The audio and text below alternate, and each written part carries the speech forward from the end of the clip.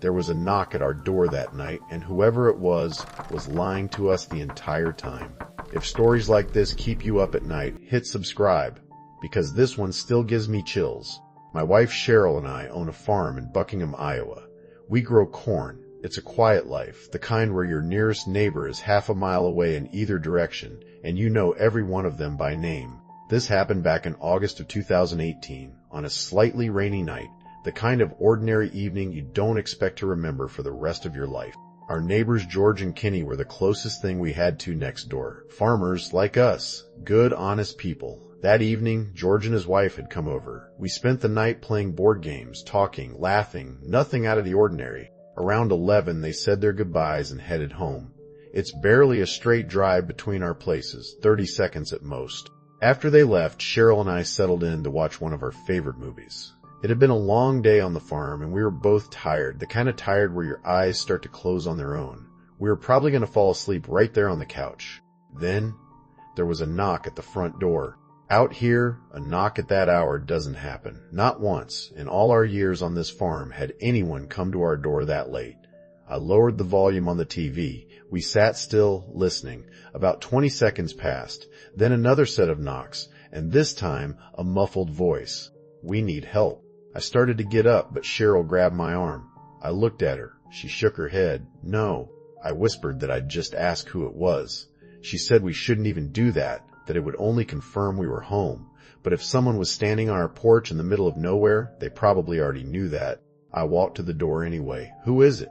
"Oh, thank God. Can you open up? We're lost." "Who's we?" "My wife and I." "Can your wife say something?" Silence. A few long seconds of nothing. I asked again if he'd heard me. "Yeah," the voice said, "but she's not next to me right now." That's when something in my chest went cold. The voice sounded strange, like someone straining to pitch it higher than natural. Half joking, half hoping, I called out, "George, is that you?"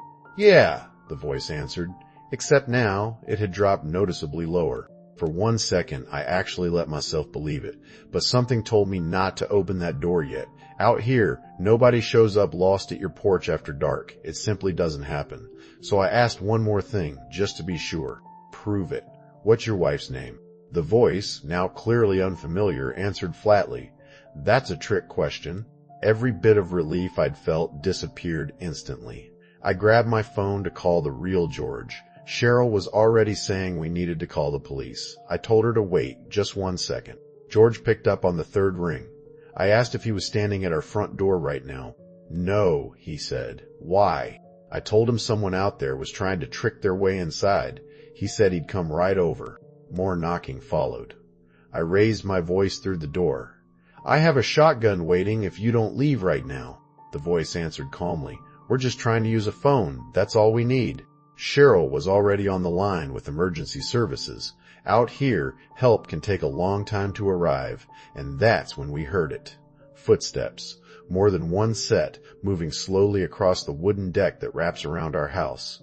They stopped at one of the windows. The blinds were drawn, but we could hear someone trying to lift it open from outside. Cheryl screamed into the phone for them to leave us alone.